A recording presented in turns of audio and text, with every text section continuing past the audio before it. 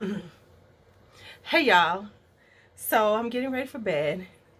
I'm thinking this might be almost an unedited LuuLuu man collection. I don't know, because we'll see how I feel about editing. But anyway, oof, my hair.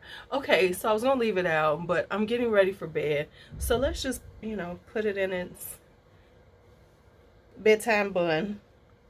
Y'all know we all got that bedtime bun, that whatever we do with our hair to, like, get it ready for bed, put on our satin caps and stuff. And I always put my hair in a bun. Hence why y'all always see my hair in a bun. Because that's my go-to look. What's y'all go-to look? Well, I also wear my braids. Who am I kidding? I wear braids too. But yeah, but when I have it a little bit. Okay. And I am so not that person who straightens out my bun, makes sure my hair is all sleek. I definitely do the messy bun look. I mean, the best I can do is maybe put some serum down on it. Okay, but we've done that. Let's get off of that. Okay. I have gotten some new Lattafas, and we know Lattafa has myself and you all in a chokehold because they've been getting us. But have y'all noticed some prices are going up? Have y'all noticed some prices are going up? So I got a few new ones.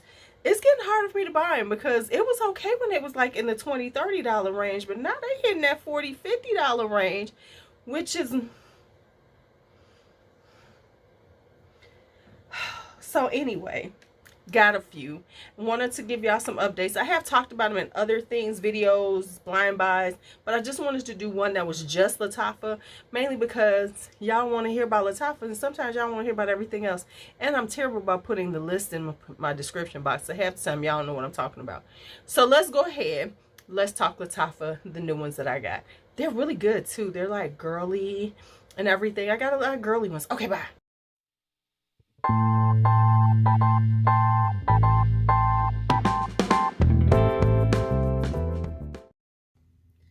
All right, before we get into these Lattafas,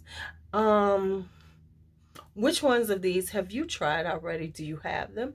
Put it in the comments. Let me know your thoughts. We would like to hear from other people because this is a perfume conversation. Because remember, I'm a perfume conversationalist. I am not a reviewer.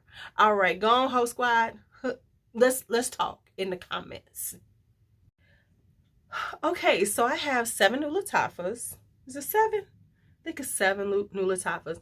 And I'm not even gonna lie. I'm always talking about, fuck that hype train.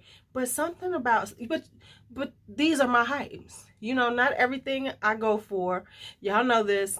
But the Lattafas, I ain't gonna lie. I'll be like, ooh, I want that one. Now, the issue is for me is that I'm conflicted because the prices are going up. So it's like, do I wait it out or do I just go ahead and get it? And then I think, okay, it's not so much. It's not like some of these Middle Easterns are ridiculous. Orientica, are they not a dupe house? Why are them damn things $75? I'm just saying. So, and I saw some other ones on another site, and I was like, you want how much for this thing that y'all got looking like you remember back in the day, if you like Giorgio, get Primo. Come on, try Primo. Okay, so anyway, let's talk about the ones I got. Because like I said, I did get, the hot ones because I wanted them. And now let's talk about them. All right, so I'm gonna start here. Y'all see them right there, though. I should have moved them, but I'm not. This is Exclusive Rose. These are the Maison Alhambras. This is, of course, you can tell by the bottle because, I love an unapologetic dupe. These are clearly doing the Carolina Herrera Confidential line, which is her more expensive line, right? So this is a dupe of Burning Rose. Now, the interesting thing is when you see the notes on Fragrantica, and I think I read someplace else, I don't know what they're talking about because This is a spicy rose, a very spicy rose. And it's a deep, like, when I was wearing it, I was like, dang, this is serious. It was like, you know, it felt like they like crushed spices on rose, and they just put it all together. And, you know, it's like, you know, cinnamony and feels like cardamom or ginger, you know, it's very spicy, deep, you know, rose. So that is exclusive rose. I love it. I actually do have a sample, a decant of the actual burning rose. I am meaning to, I gotta find it because I put them away to, because I'm gonna try them all out soon. I'm gonna try them, you know, back to back to, you know, together to see, you know, is it really as good? And let's just be honest, usually these are like 90 to 95% spot on, and usually and they have great longevity and everything. This one was a little more expensive, but you know, I couldn't, you know, it was like I like this type of rose, but I don't know if I'm willing to pay the Carolina Herrera confidential line pricing. So this is exclusive rose. So, you know, it's one of those beautiful, spicy, you know, edgy roses that I like for wintertime. And then we have this right here. I thought I had 7. 1, 2, 3, 4, 6. I thought I had 7, y'all. Let me figure this out. Okay, so now we have this. This is Niche Royal Vert. This is another Maison Alhambra. And if you know anything, you can look at the bottle. This is duping Armani Privé, their private line. And this is Vert Malachite. I have never tried that. However, this is a gorgeous green white floral. I know that's I don't even, and honestly, you know, real talk, I don't know what Vert Malachite is supposed to smell like because I don't really listen when people talk about them. Sidebar, stop. It's so interesting because, you know, I keep saying that, and I've heard Cuba say it, and I've also just recently heard Clemence say it, that she doesn't watch a lot of other fragrance videos. She said, because, like I've always said, I don't want to have those people's thoughts in my head, pretty much. That's what she said, you know. I don't want to, you know, listen to their review and let that influence my review. And that's why I don't. So, like I tell people, my friends on here, I don't listen to you until after I've gotten it. Or if I watch something, I listen to things that I'm really not thinking about, you know, they're not on my radar, I'm not thinking about them. Or I'll see that you're talking about them and I'll zip through it so I don't hear your thoughts on it until I've decided to get it and got some thoughts on it. And that's just the way I am. So anyway, we have this one. So it is a gorgeous green white floral. It's very fresh, perfect for right now. Vibes like, now it's not similar, but it's, you know, in the range of like Wild Python, Narcotic Venus.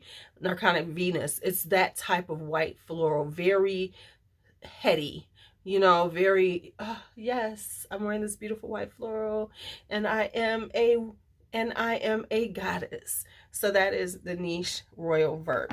And it was like $30-something, I think. So that makes it even better. Okay. Oh, I do have more. I'm like, where the rest of mine at? All right, let's talk about this one. This is Muna. This one I just happened to see. No, I think Kelly told me about it. We were talking about it. And this is, when you see it in Triple Traders, the notes are wrong. One place has the correct notes, and it's a strawberry watermelon. So it's very fruity in the beginning. Then it gets floral. It has peony. It has rose in it. So it's a fruity floral that dries down to a musky vibe. And I like it. So it's nothing. So it's giving juicy fruit, like a nice juicy fruit in the beginning. You get the strawberry and the watermelon together, and it's like a really refreshing, very juicy vibe, you know, fruity floral fruitiness in the beginning, and then you start getting the florals like the rose and the peony, and you get this, but it's a light flush of that. It's more about the fruitiness, and then you start getting the musk, so it becomes like a fruity musk. The florals are there, but you really do the interestingly enough, the strawberry watermelon vibe does last pretty long on your skin. So this is Muna. It is not the most, I will say that this is not super, you know, it's not going to project too far. It's not going to be too loud, but it's very beautiful. It's very pretty. Like, I would definitely wear this. I don't think that everybody will like it because it does, there is a slight sharpness to it. So I don't think everybody will like it, but I think it's like a really cute fragrance for the spring and summertime. Just a easy reach, something just to throw on. And that is Muna, M-U-N-A by Lattafa. Then we have this one. And I bought it just because I like the name. And this is Musk Sugar Plum. And yes, the juice is like this very, you know, lavender color. And it low-key looks like, you know, good fortune. It's kind of got that, the bottle itself kind of looks like a weird take on that bottle. But anyway, this is called Musk Sugar Plum. I personally think they should have called it Sugar Plum Musk because that just flows off the lips better. Ooh, I had to stop myself. So this is, now, it is exactly what it says it is. It is a sugary plum that dries down to a sugar plum musk. So in the beginning, you get the plum and you get this kind of sweetness. It gets a little soapy. That has like a soapiness to it, but it's really a sugary, plummy musk. And as it dries down, you get the sweetness, and you still get a little plum. So it becomes a sugary plum musk, which is really delightful. Now, it's not the most like awe-inspiring fragrance. It's going to make you faint when you put it on, because I'm just over this. Everything has to, like, you know, make your jaw drop down like you're in a cartoon, and your eyes are supposed to roll in the back of your head, and you're just supposed to faint from the beauty of the fragrance. It's okay to have fragrances that are just really nice. They're delightful. They're pretty. They're easy to wear. You don't have to think too hard. They're not, you know, people will smell it on you and think, oh, that's a very pretty smell. It's okay. Now, don't get me wrong. I love to stunt on the hose, but sometimes stunting on the hose can just be consistently smelling good. And being that person to just be coming out with just, you know, I'm just effortlessly, I always smell good. And this is one of those things you could do it with. So that is Musk Sugar Plum. You see, I was going to say it the wrong way. And so let's finally talk about these two. They've been sitting here. Oh, I got another one too. I forgot about that one. So now let's go to Yara Moi. This is the white bottle because the Yaras are in. This is a peachy patchouli. It is really very pretty, very gorgeous. That's what I get. Peachy patchouli, gets a little musky, gets a little woody as you dries down. It is a very pretty fragrance. I do understand the hype, and I do like it. This I would layer it with something more peachy to really bring out that peach, like Pretty as a Peach by Bath and Body Works, or the Dolce & Gabbana The One Essence, and just really amp up the peach. Or maybe some Jaya's Angelique. See where I'm going with this? Angelique Jaya. I'm just like, I already got it in my head. So it's a really, you know, and the peach it's not too strong. It's you know, it's a little toned down peach. So that is Yara Moi. I have Yara Twos, and this is the newest one, honey, and everybody was, look, it was all like, another Yara. I'm not gonna lie, I was like that. I was hyped up for it. See, I can admit my hype. And and I had to get it. I paid $40 for this. Okay. So this is Yara Twos. It is passion fruit and mango. So you have to like passion fruit. And if you've never smelled passion fruit in a fragrance, it's got a tart sharpness to it. So it's got this sharp, tart fruitiness, sweetness to it. And then it's got a little mango to make it a little sweeter. It does have coconut, but you don't really get that coconut for a while. You have to wait for it to dry down for a little bit. And then you get this kind of hint of coconut that helps to temper some of that passion fruit. But really, it is a passion fruit mango fragrance. And as it dries down, you get that coconut, and you get a little muskiness. Gets a little powdery, gets a little musky. So that's Yara 2's. I really do like it. It's a really, really cute fragrance. And finally, this one. This was the one I was like, damn it, I need to get it. And I pay more. Because, you know, I always say these Lattafas are going to go down in price, the ones that when they really hyped. But it's probably going to take longer because now, we know, we on YouTube know, we've been watching these, we've been rocking them. But now, you know, TikTok is a joint.